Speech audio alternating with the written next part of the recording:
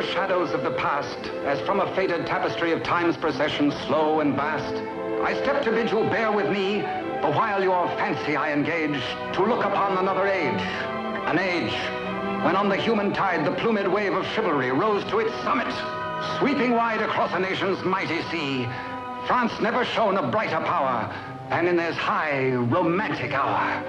So come with me to France of old, to fiery days when hearts beat high, when blood was young and hate was bold, and sword crossed sword to do or die. For love and honor gloried then, and friendship reached its peak with men. Friends were friends in those brave days. Athos, Porthos, Aramis, aye, graved our hearts with a mystic phrase, bound our lives with a mystic tie. Come, stir your soul with our ringing call of all for one, and one for all. Come on, come on, come on!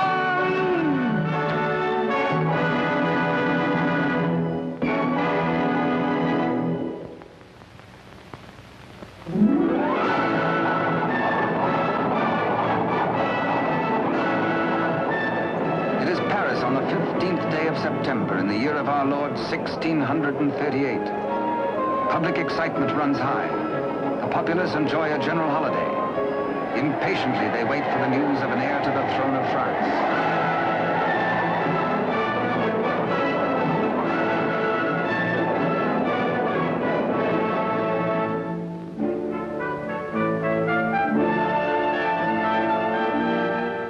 His Majesty Louis XIII, King of France. Maintaining his royal authority through the wits of others, he is himself weak and vain and lives in the oily smiles of a small circle of favorites. But the court is alive with intrigue. There are parties within parties, conspiracies beyond conspiracies, plots and counterplots.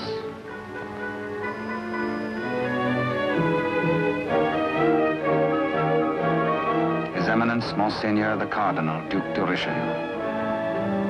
He is the greatest statesman of the day and manipulates the strings which guide the king.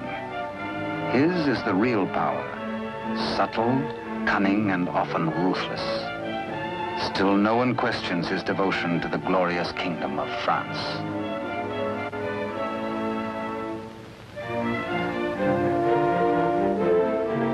On this auspicious morning, the king pays a state visit to his queen. It is the custom for the sovereign and his courtiers to attend the expectant royal mother until his child is born.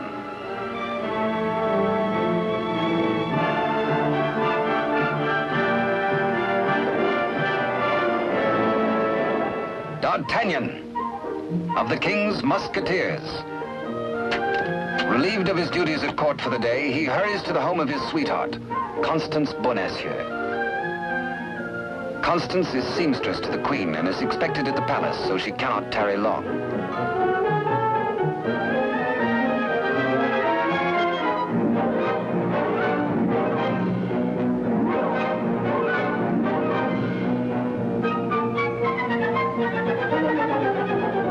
Even the most eager lover, by error, can sometimes kiss a miss, or miss a kiss.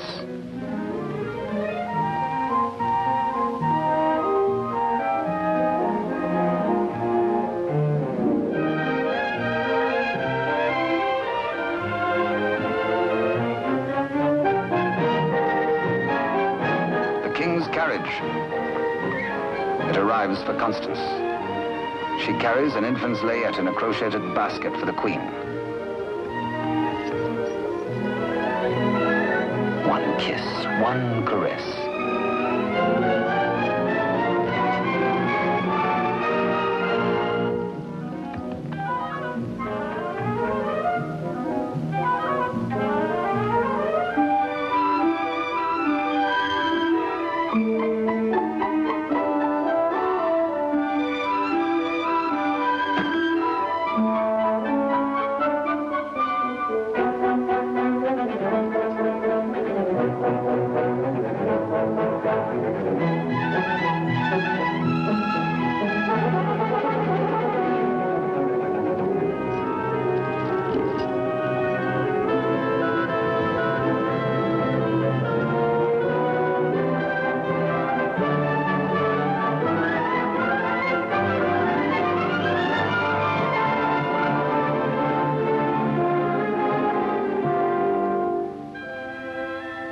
A kiss truly is a delicate plant requiring privacy to grow into a tender blossom, the dream of all lovers.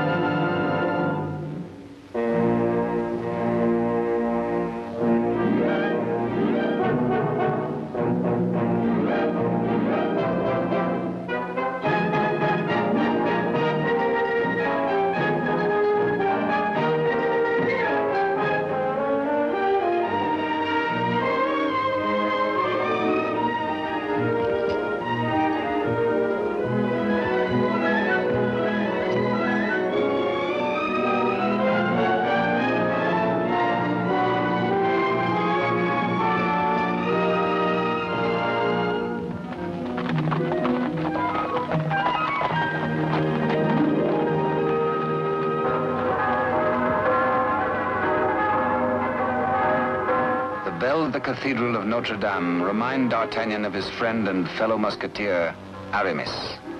He might be in danger. Aramis had threatened to continue his flirtations with the pretty owner of a roving, provocative eye, who unfortunately is married to an officer in the Cardinal's Guards.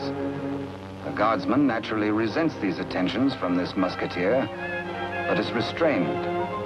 Has not the Cardinal forbidden these duels with the King's Musketeers? Hola! Famous battle cry of the Musketeers. Instant help comes from the most fearsome steel in the kingdom. Huge Porthos, brave, strong, a King's Musketeer. And Musketeer Athos, gentle Athos, yet a deadly swordsman is able to kill with his left hand as with the right.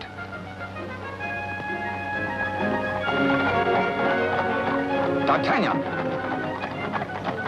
The battle is forming. The Cardinal's Guards. This is no private fight then, eh? The Musketeers against the Cardinal's Guard. It started before D'Artagnan was born. And what are the odds? 1, 2, 3, 4, 5, 6, 10 guards to 4, 5 to 2, 2.5 to 1? Ha! Too simple. Draw your skewer, Monsieur Half Guardsman. Let's measure half a point. On guard! Come, where's your challenge now? Where's your steel? What's your fear? The law? Does the Cardinal still ban a friendly fight with a musketeer or two?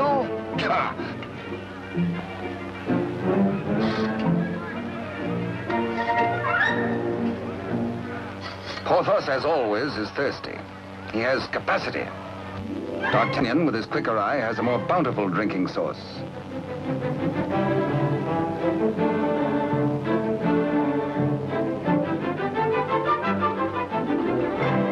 Porthos can put out a hand and pick up the pot he's slavers for. Why waste energy walking? Come, driver, come inside with us.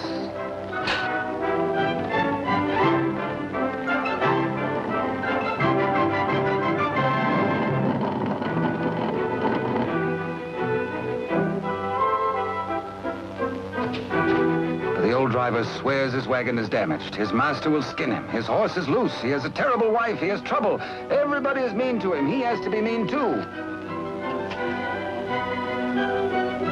Ha ha! Now, take your temper out on me, good friend. Now, feel better? Now we can talk. I'll win you the price of your horse and more. Come, guardsman, I challenge you to game. This is not forbidden you.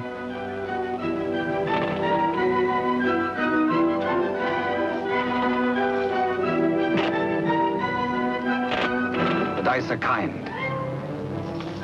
Here's 20 times your price.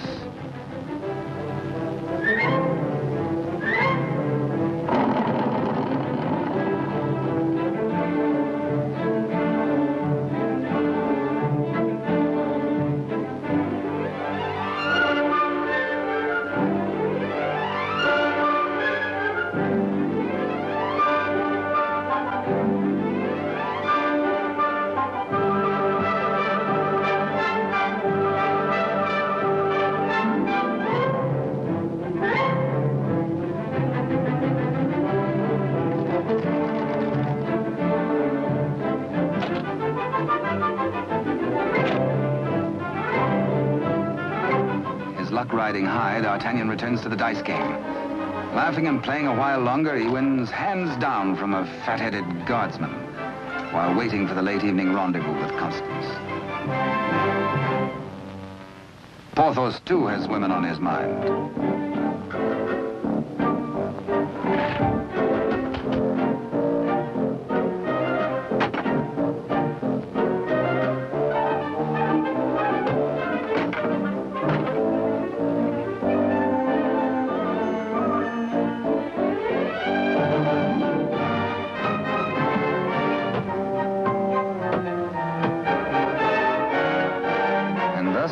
The only battle the Musketeers ever lost in fair fight.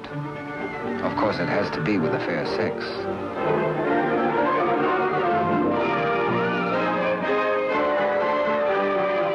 For the first time in his life, a panic-stricken Porthos screams a terrified, "Hola!" Athos hears him. Aramis springs bravely to the side of his comrades, and they flee together. But D'Artagnan hears only the pounding of a lover's heart. As the flood of battle at last sweeps close to him, he leaps to meet the foe and draws his swords. He will fight, yes? No, yes, no, he won't. Here, indeed, discretion is the better part of valor. Caught between the she-devils and the deep blue sea, they choose the water.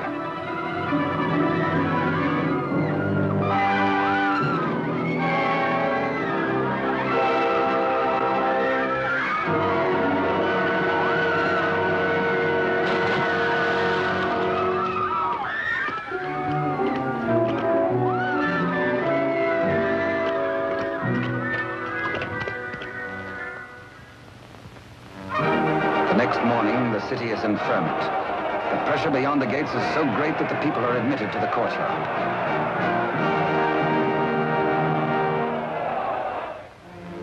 Adjoining the Queen's apartment, Constance prepares the layette.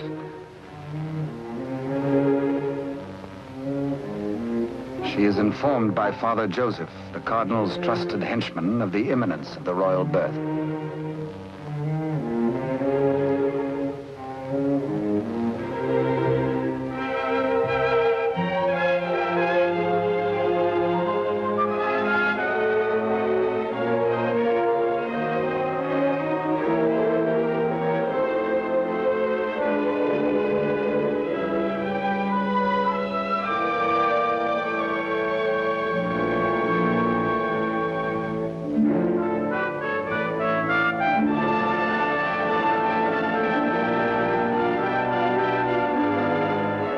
So a prince is born to France, one day to become Louis XIV.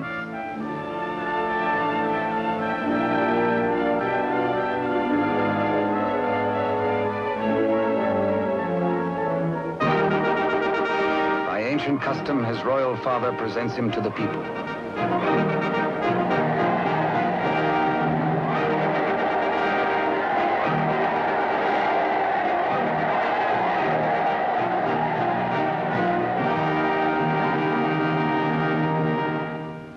But in the Queen's bedroom, another cry is heard. One of those rare turns of destiny. And Constance is the first to warn the tired, dozing midwife.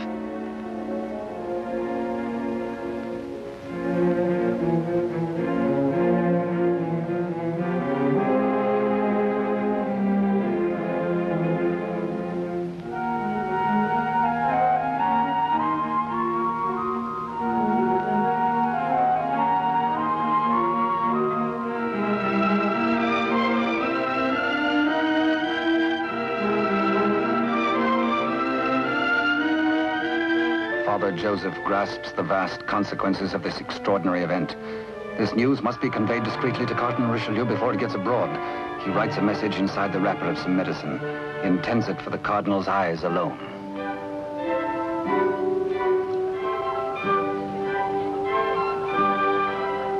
Your medicine, Your Eminence.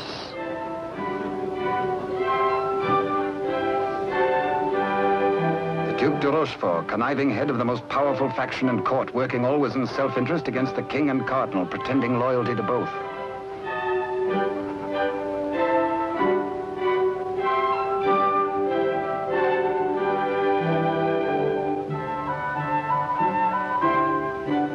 necessity for caution on the part of Father Joseph is indeed well-founded.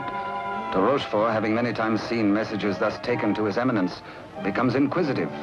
He resolves by a simple trick to learn the secret passed to the cardinal. A substitution of scraps of paper.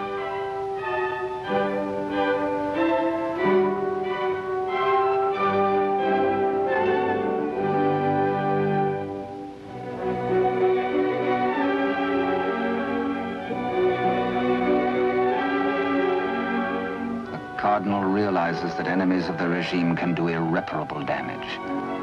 Two heirs to the throne. Two rival parties of courtiers. More quarrels, more bloodshed. Poor France, helpless, torn between two factions. The secret of the twins must indeed be forever guarded if France is to have peace, and if he, the cardinal, is to retain his power.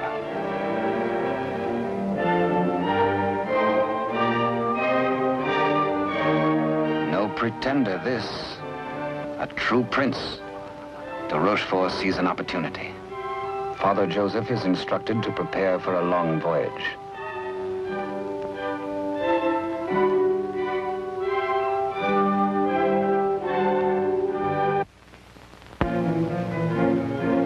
The cardinal has a plan. He sends a page to summon de Rochefort.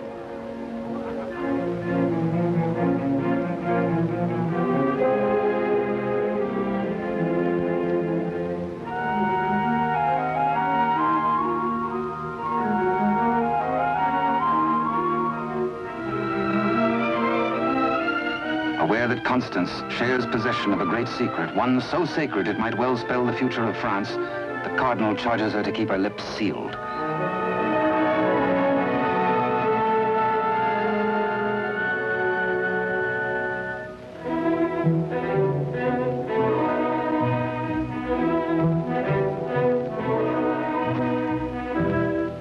Richelieu entrusts the wily de Rochefort with Constance's safety. She must not be permitted to see anyone until further notice. The cardinal is not at liberty to tell his reasons, but de Rochefort is making his own plans.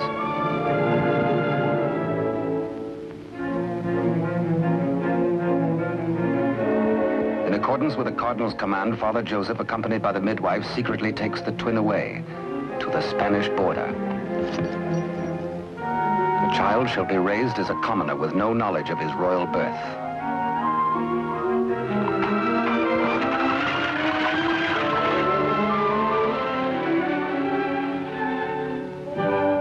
Meanwhile, in the great ballroom, the king holds a reception in honor of his firstborn. Had he known the cradle should have held two sons, he might have been less self-satisfied with the cardinal's congratulations.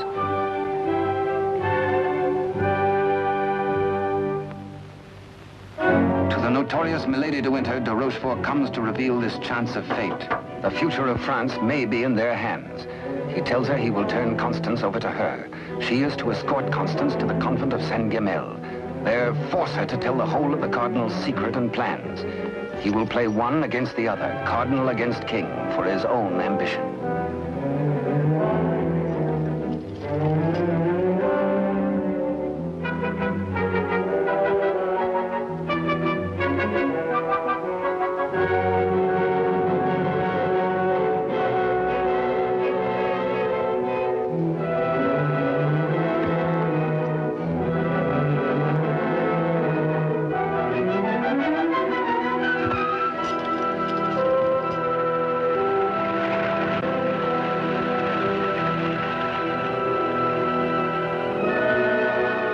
Constance to be...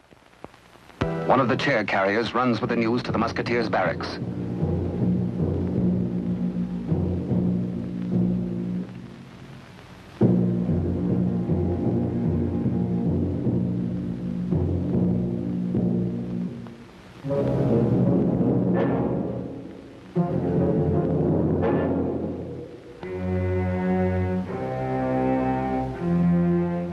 D'Artagnan, wake up!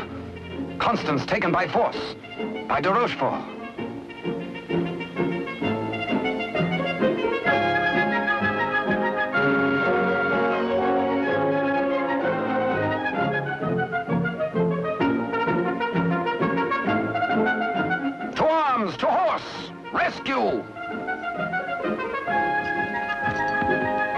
All for one and one for all, and hang the tack.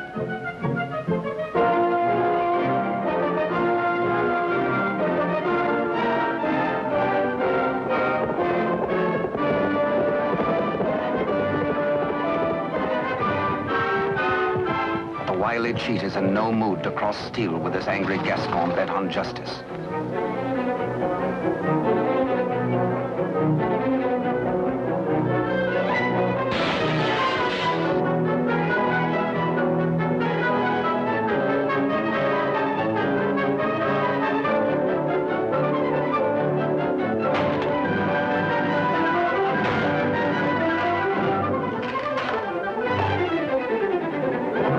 Thugs are powerless to help.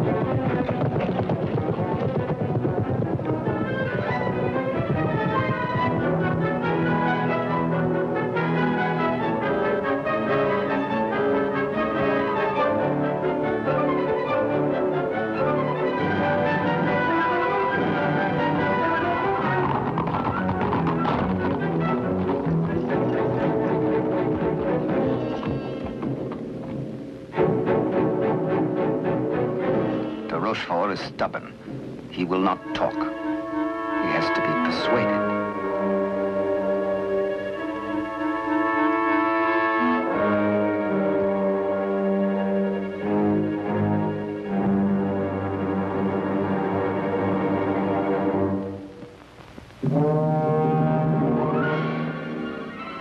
The probe goes on. Where is she? Where is Constance? Talk or fall 200 feet to the bottom of the well. Talk or die.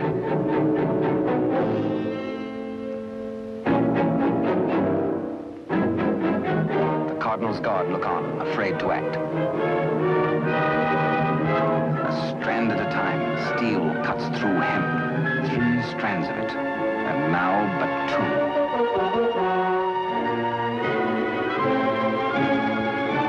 Now 1. De Rochefort breaks. The convent of Saint-Guerre.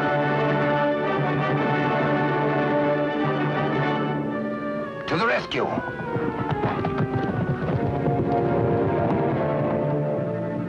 A stableman granted audience with the Cardinal tells of de Rochefort's trickery and capture and of Constance's abduction by Milady de Winter.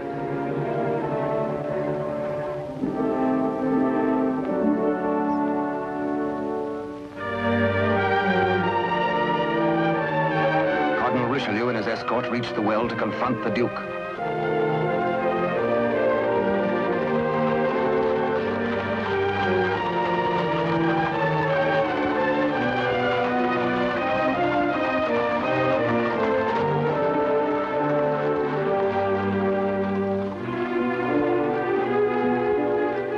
Accused, exposed, a nervous, bedraggled penitent. He confesses that he has indeed played traitor. His Eminence breaks de Rochefort, stripping him of his authority and titles, banished from both court and country forever.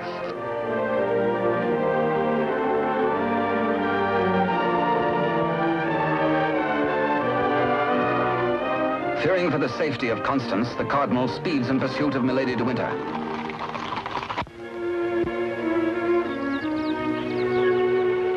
Before dawn the next morning, the convent of Saint-Guerre.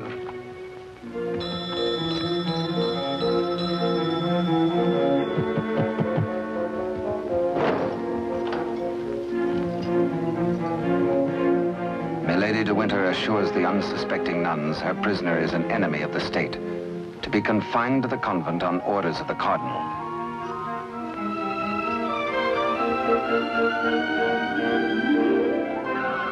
The banished de Rochefort, smarting under his humiliations, lingers in Paris. All is not lost. He uses the last of his wealth in a desperate gamble and buys the services of ruffians.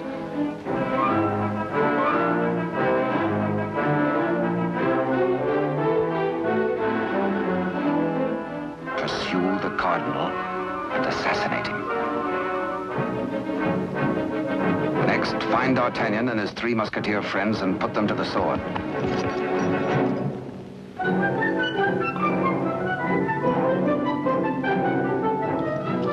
De Rochefort still dreams of himself in terms of the most powerful man in France. The path to power is open if Milady de Winter secures the secret from Constance.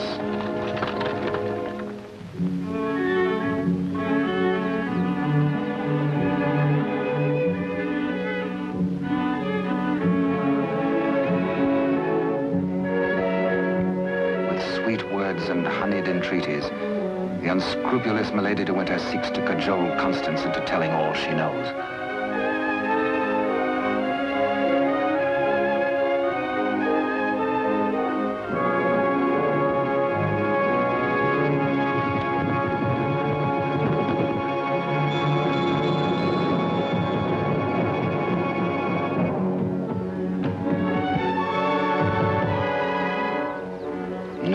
Constance Bonacieux is not here, but he hears her voice.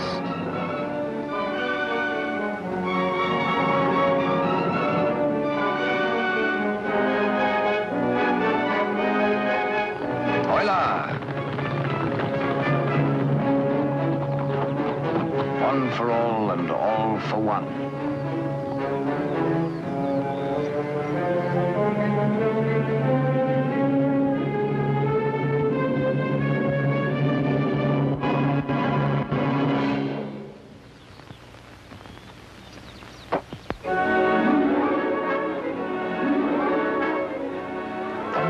Public criminal, burnt by a branding iron into her flesh, a sign to all.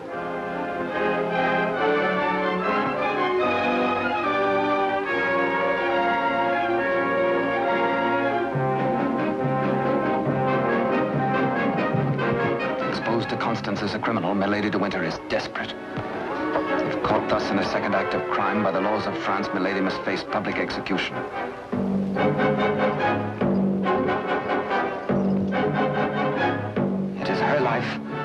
Or that of Constance.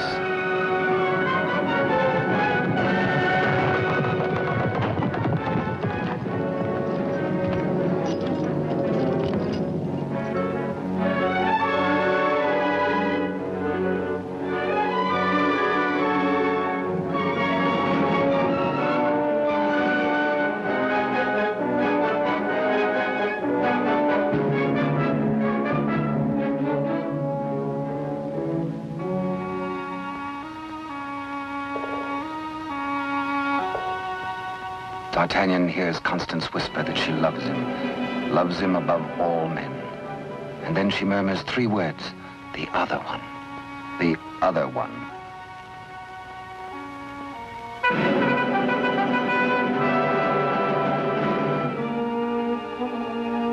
D'Artagnan strains to hear the faint pulse of her words, but Constance dies. The Musketeers take Milady de Winter to her punishment.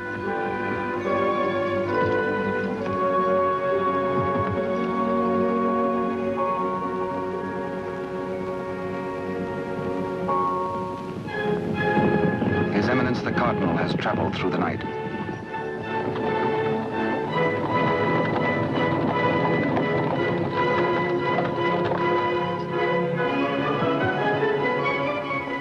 He hears the dreadful news from the Mother Superior. Constance is dead.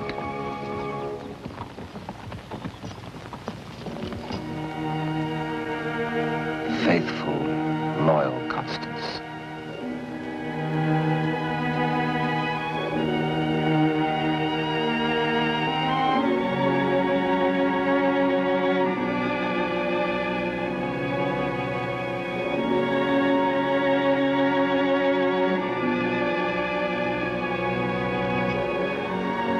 Arrest the murderess, Milady de Winter, and all in concert with her.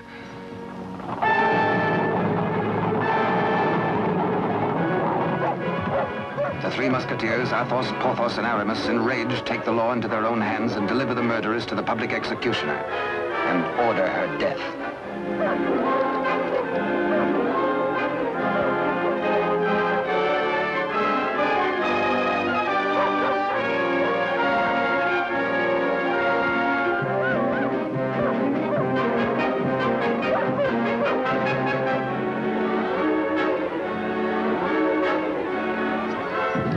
Rochefort's cutthroats close in on the Cardinal's troop.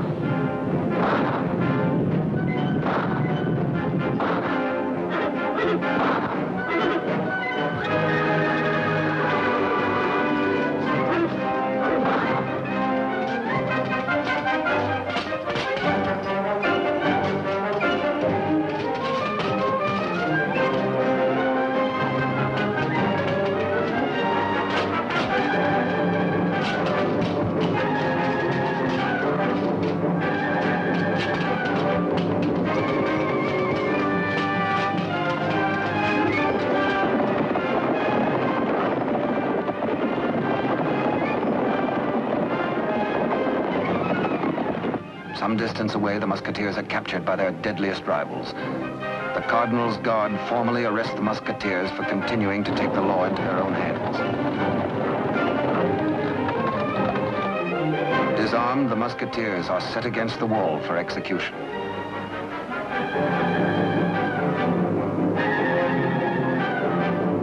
Your guards would take the lives of my friends. Single-handed, they shall have revenge.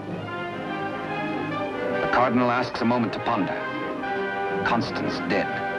A murderess executed. Enough blood has been shed. Now this strife twixt musketeer and guard shall end.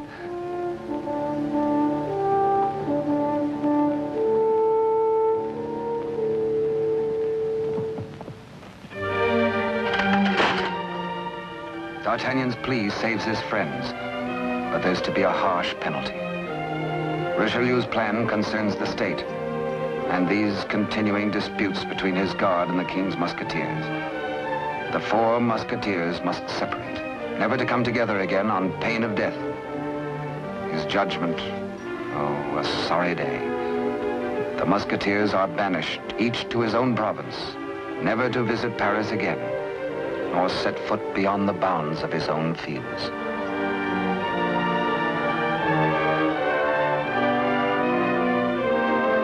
As for you, D'Artagnan, a splendid soldier, reliable, devoted too. You henceforth shall be bodyguard of the future king, beloved of France, the nation's one. At one fell swoop, all strife is done. The musketeers prepare for their banishment. Godspeed, farewell.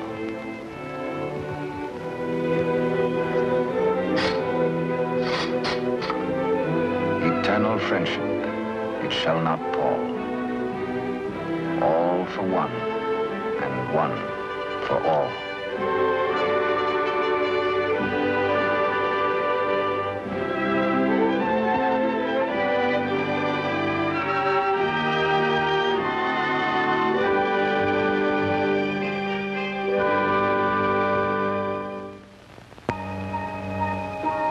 "5 years have passed. France is at peace. The infant prince grows to boyhood. Cardinal Richelieu, driven hard by the responsibilities of high office, lives in semi-retirement. And a royal father educates his son in courtly etiquette.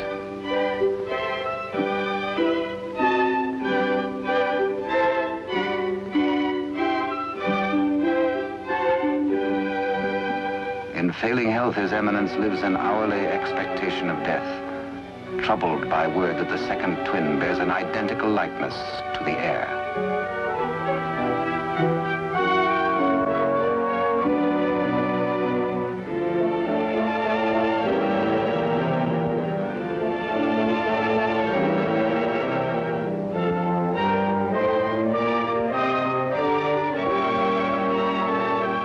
Dangers inherent are obvious and weigh heavily on the Cardinal's mind.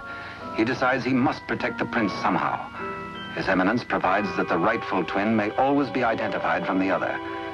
With the aid of the court jeweler, he caused a gold doubloon to be broken. The smaller piece hangs on a chain around the throat of the infant prince. And its mate he places about the neck of Captain D'Artagnan.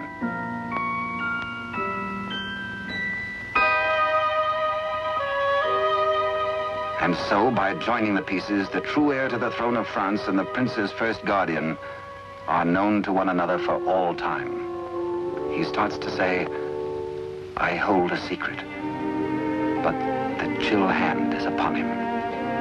The life spring ebbs, and the great voice is silenced.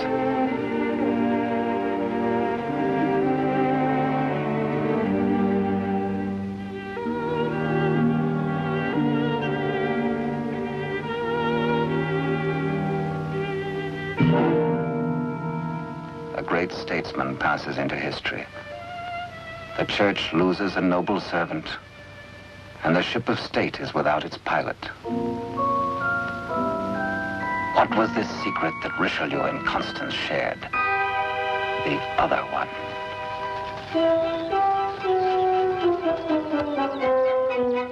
Across the Spanish border, the prince's twin brother is reared by servants of the late cardinal. The banished de Rochefort, living nearby, holds the twin under his very eye. He bides his time. He has only to wait patiently for the proper day.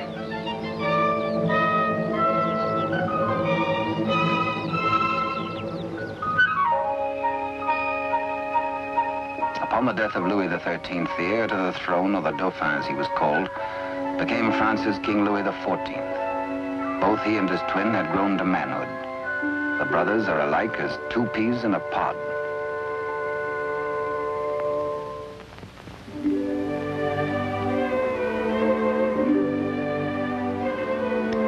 Years have passed and more since Richelieu bent his iron will to break the bonds that held us four. But Porthos, Athos, Aramis, I will ride once more. Once more we'll heed the clarion call of all for one and one for all.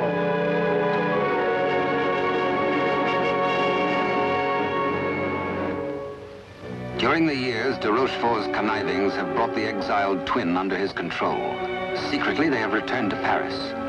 De Rochefort has lavished upon the usurper the trappings of royalty, teaching him to copy even the handwriting of his brother, the king.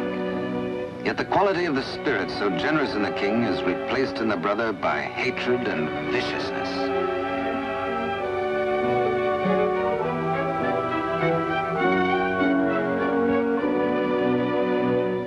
The king's valet, a de Rochefort spy, brings long-awaited news. Within the week, an older D'Artagnan, after a lifetime of loyal service, will retire and leave the court. The young king will be without a bodyguard. Every detail of their plan has gone over. The map, the sentries to overpower, the secret approach to the royal apartment, the signals.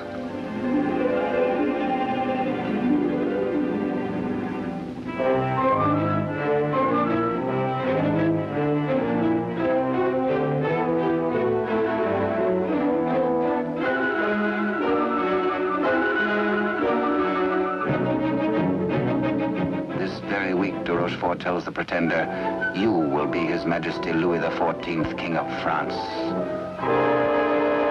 Louis XIV, King of France, spends D'Artagnan's last day in fun and gaiety. The king has applied himself to an education in horsemanship, sportsmanship, and swordsmanship. No two men were ever closer, except they were father and son.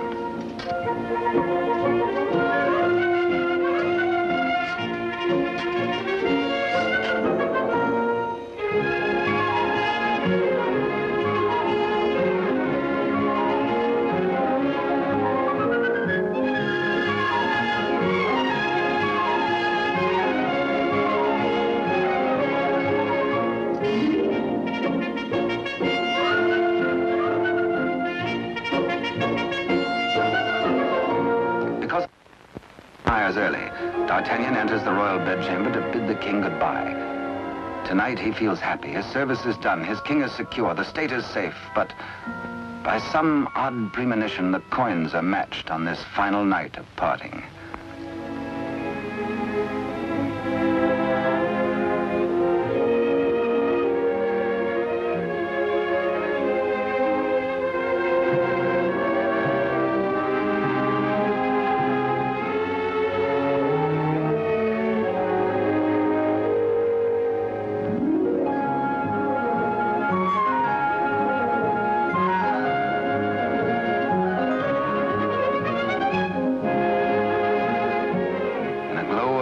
memories of a delightful evening with the king, Captain D'Artagnan arrives outside his lodging and is amazed to find himself beset by ruffians.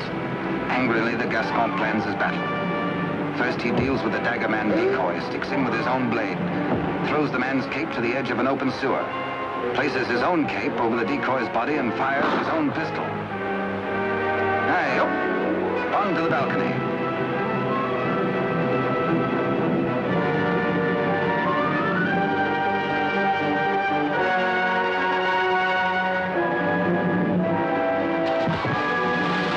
There, they believe, goes D'Artagnan.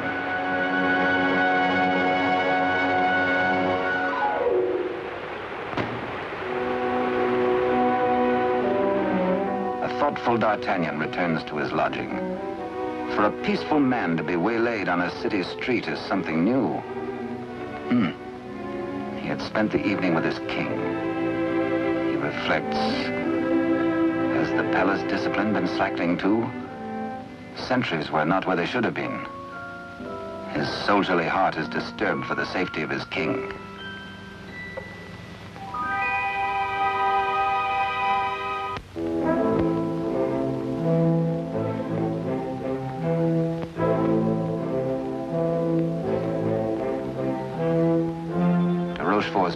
Working without a hitch. Sentries at the outer gate have been overpowered. Entry is forced into the inner quadrangle. The palace is entered through a servant's postern leading to long-forgotten cellars.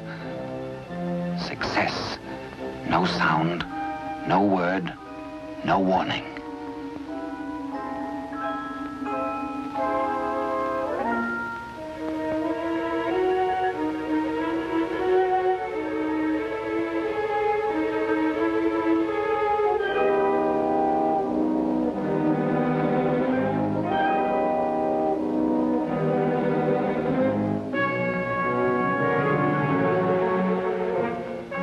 Pretender waits impatiently below for the deed which will make him king.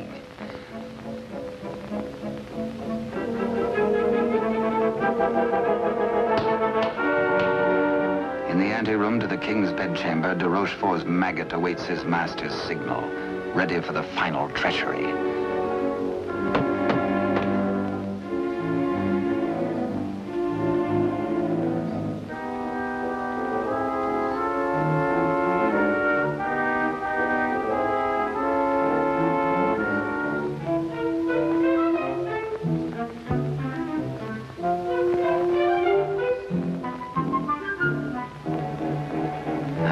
After 11 o'clock on this fateful night, in one tragic moment, France loses her rightful king.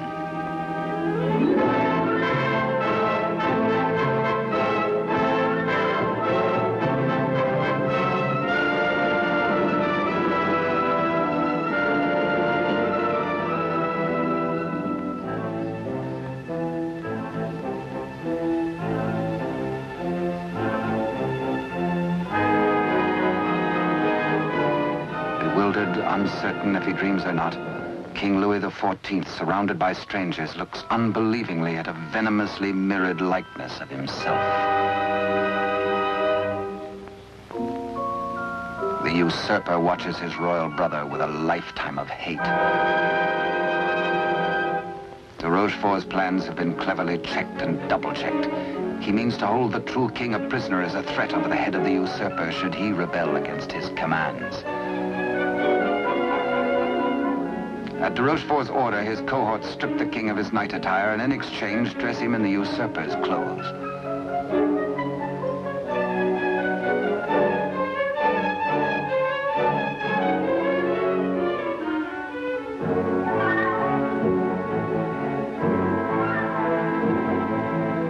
Into the palace cellars, a messenger reports breathlessly. D'Artagnan is dead. His body thrown in the river. Complete triumph at last.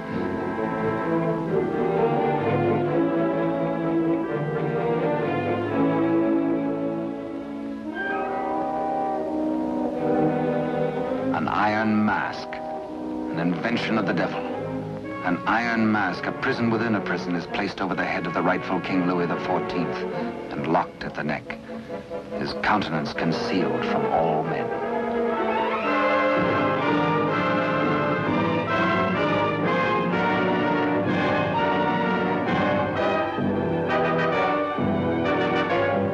true king is led away.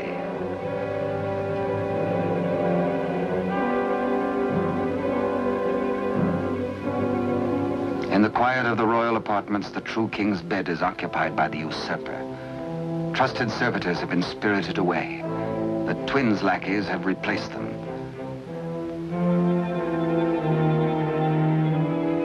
De Rochefort's plan is complete. Poor France. Ruled by a youth driven near to lunacy by a solitary childhood, by de Rochefort's lies, by his own poisoned dreams. Truly a madman.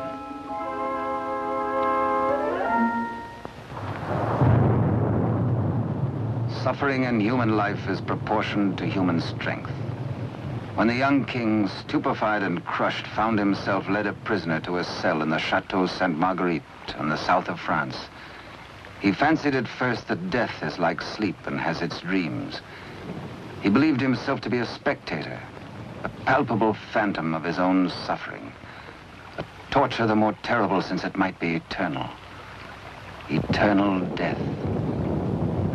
How can I have died? I am a king, yet not a king, enthroned upon a funereal couch. No, no, dear God, do not punish me who have done nothing. Why am I thus punished? Like a cloak, the chill of the dungeon falls upon his shoulders. So dwells the real Louis XIV in a living hell to remain thus the rest of his days.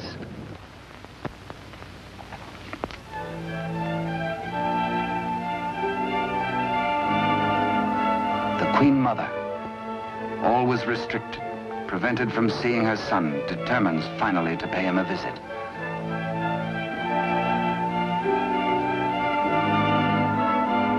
In place of the affectionate and courtly Louis XIV, to her horror, she finds herself repulsed. Doubts, again doubts. What strange malady besets my son? She thinks again of the other one. De Rochefort hurries to the king's apartment, fearful that a mother's heart has sensed the truth. In pretense of humility, he asks the Queen Mother to leave. Affairs of state.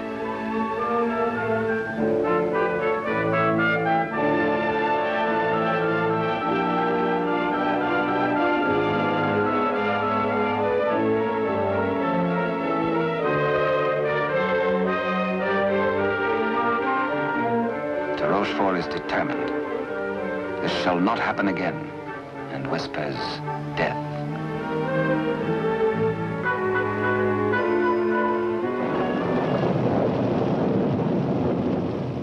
Day by day, night upon night, the prisoner prays for some way to get word to D'Artagnan. A heaven-sent fisherman hoves to.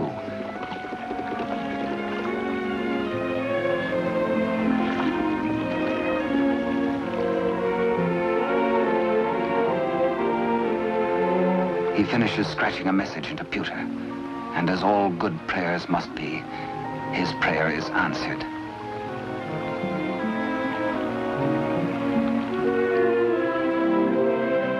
Millet and mackerel are running, and then a catch, apparently from heaven.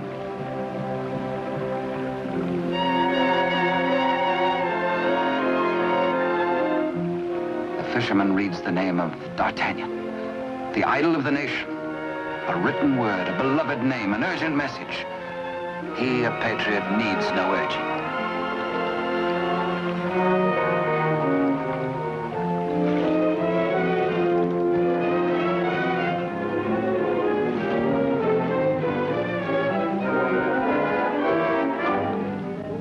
Paris goes about its daily affairs, unaware that its rightful king languishes in prison, and the Queen Mother herself faces death as the humble fisherman hastens to D'Artagnan's home. D'Artagnan stays on in Paris, and to his hurt amazement continually finds himself barred from the court. Day by day, week by week, audience with the king has been refused him. The fisherman blurts his weird news. A story hard to believe. A lonely castle which D'Artagnan knows like the palm of his hand. A prisoner in an iron mask behind its bars. But the signature, An etching of a coin that fits his own exactly.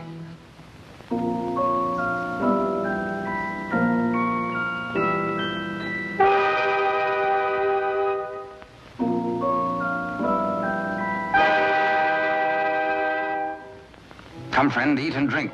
There is business at last for me at the palace.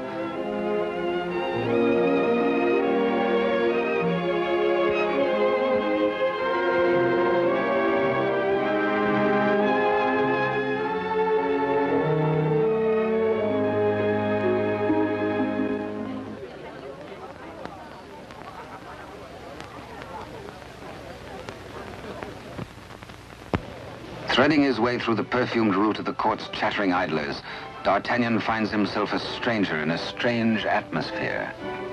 And there is reason, he thinks, for this curious tension. De Rochefort and the king. This cannot be the boy I helped nurture into manhood. This is not the face of my king. Those are not his hands that risked neither parried steel nor engaged a point. What's been happening at court? De Rochefort's back in favor, a disgraced exile once more sporting about the throne room in the king's presence. D'Artagnan is amazed and shocked. But a further shock is in store. A chain and coin is passed to de Rochefort. If he can believe his eyes, in all the years he served the king, they never left his royal person. He overhears a snatch of conversation. The other one. And suddenly he hears the dying voice of Constance. The other one. The other one.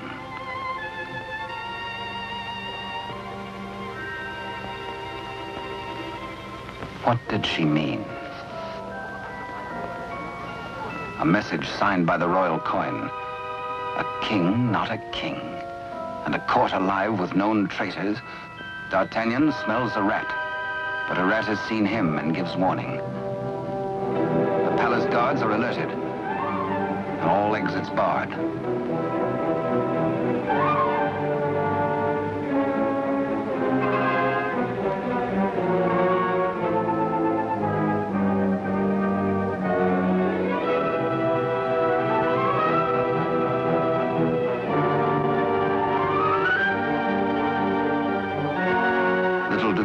With a resourceful old musketeer.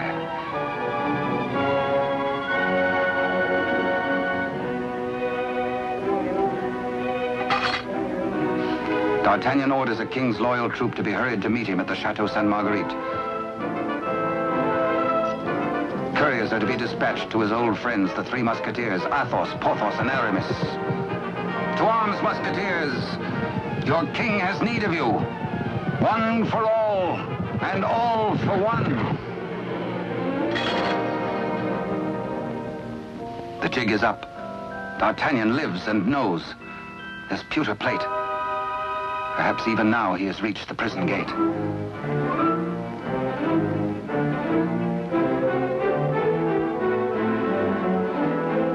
De Rochefort cannot believe his future lies in a common plate.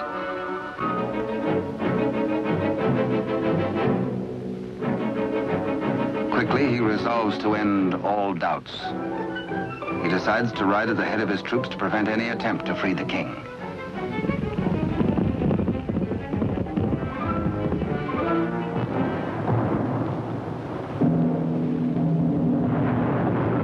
The puzzled D'Artagnan has reached the Chateau Sainte-Marguerite, certain that his comrades will join him. Under cover of the raging storm, he rose to the grotto beneath the castle. Many a time as a young officer, he had patrolled this grotto passage. It led, he knew, to the arsenal. Beyond that, the armory. Then the main hall and staircase to the tower itself. Up there is the man in the iron mask, the writer of the message.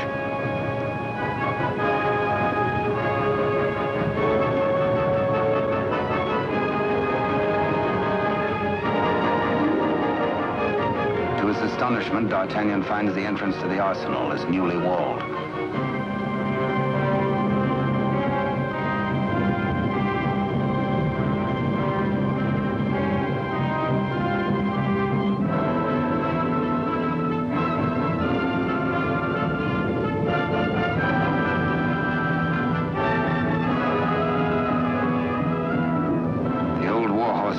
prepared to hazard it alone if necessary.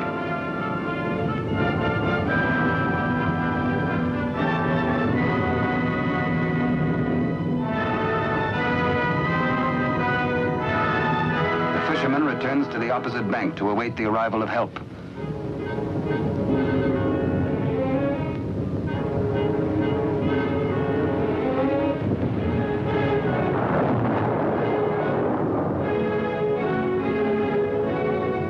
Athos, a few years older, a little more grizzled, the same brave companion as of old, ready and willing for any gambit.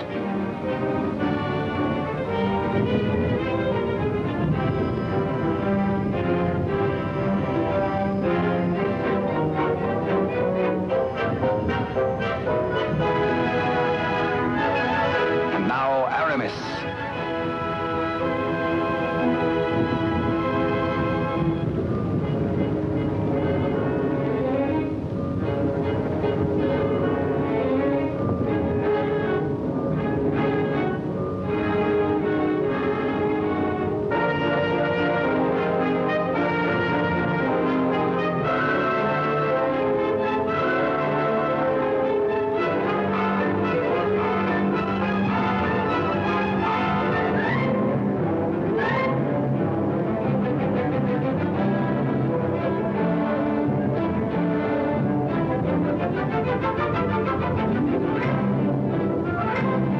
Two of the valiant comrades have arrived.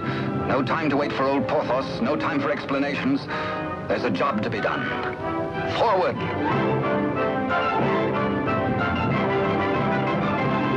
Through the racks of gunpowder barrels to the main hall, and the tower staircase itself.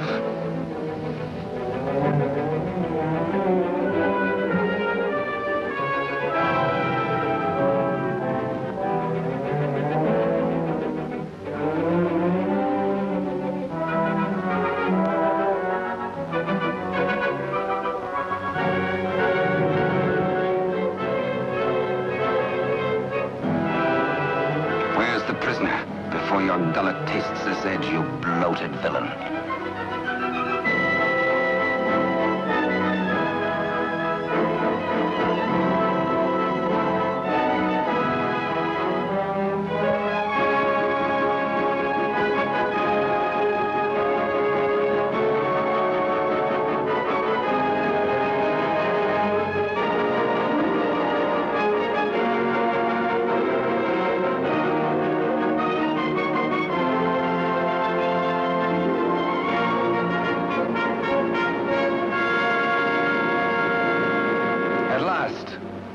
D'Artagnan knows the voice.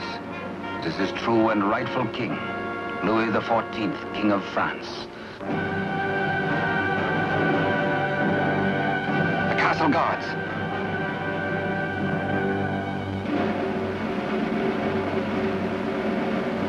The challenge is met.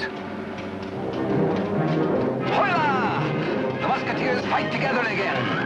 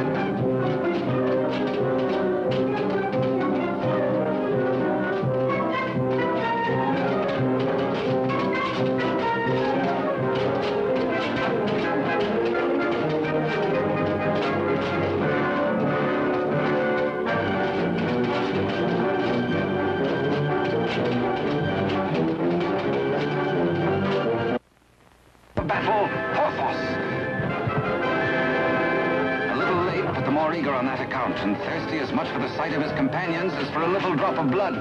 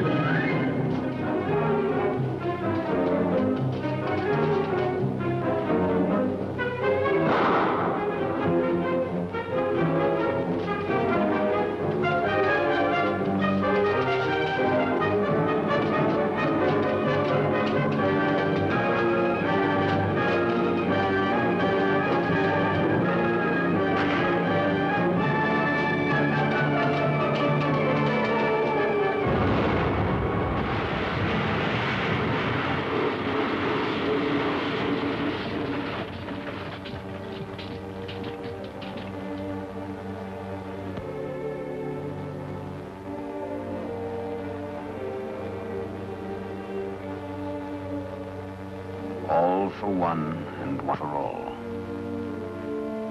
Be certain, cherished friends, that I shall wait for you. What good times we had together, eh?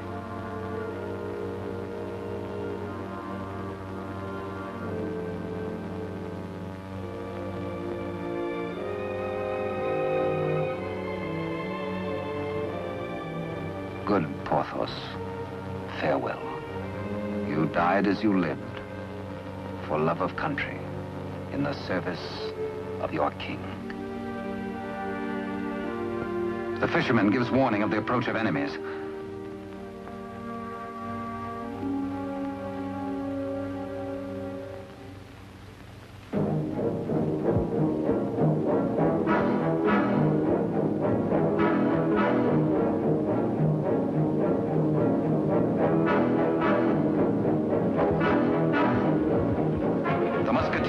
The king and gallop off to Paris.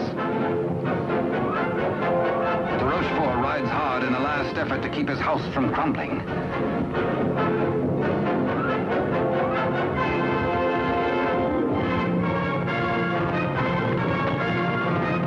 The odds are 10 to 1.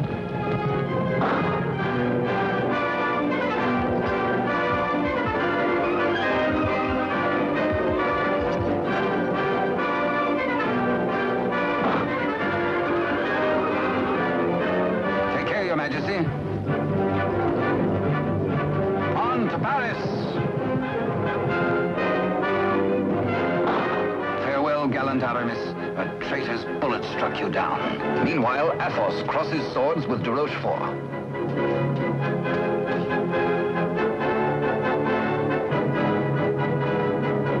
But at the highest price of all, Athos joins his comrades.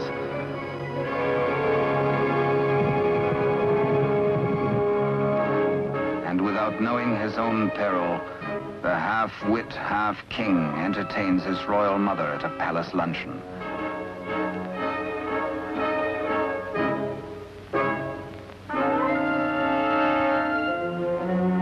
Cunningly, he says, a private matter.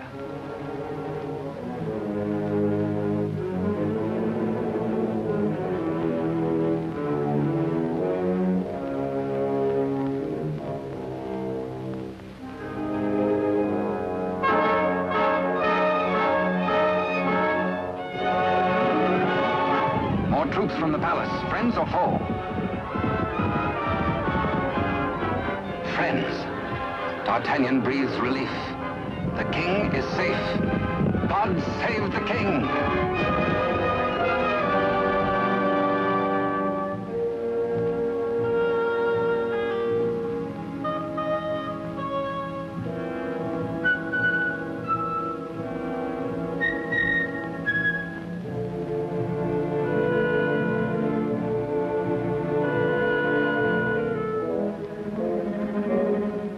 Queen Mother suspects this attempt on her life.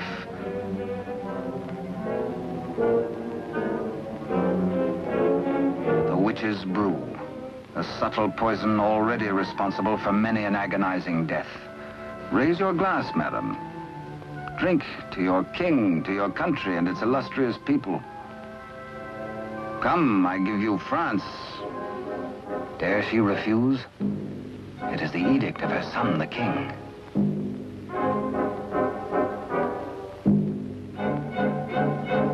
The toast, but a warning cry.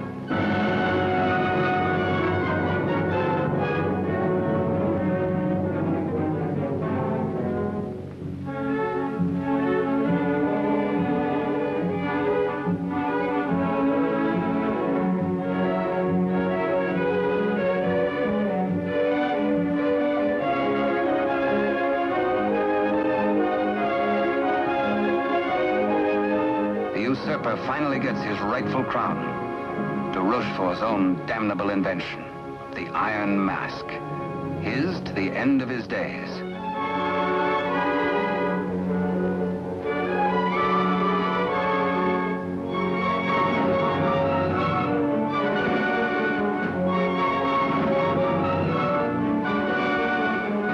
As D'Artagnan pours away the poisoned wine, the usurper takes swift, bitter revenge.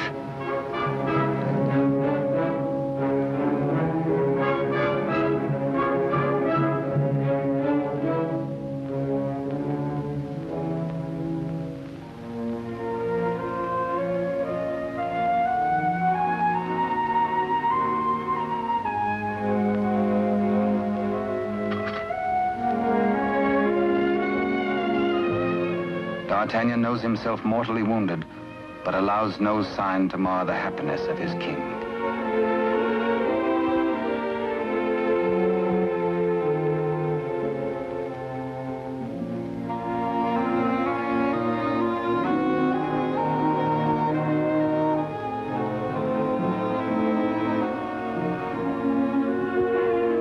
Blood, the weapon of the murderer, with crimson evidence on the blade.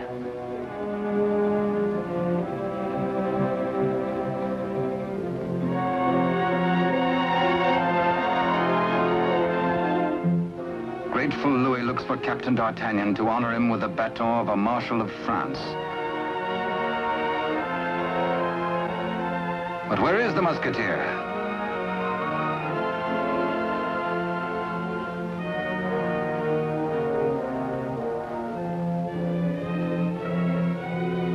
The court resounds with the king's commands and his cry to find his friend and mentor. What a man may think when he knows of the approach of death is secret between himself and his maker.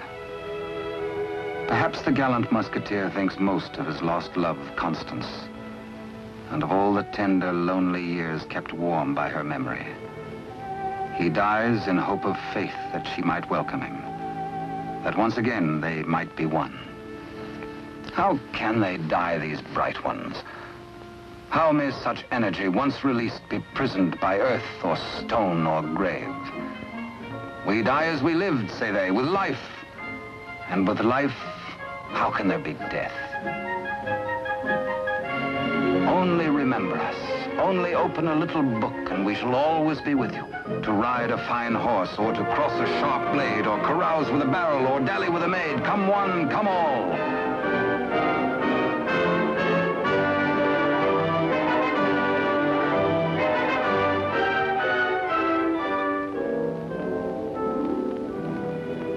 And so passed a brave and glorious man, in honor. Only think, and we live again. We live forever. For with us, now as ever, it's one for all, and all for one. And thus it was in France of old, in fiery days when hearts beat high, when blood was young and hate was bold, and sword crossed sword to do or die. For love and honor gloried then, when life was life, and men were men.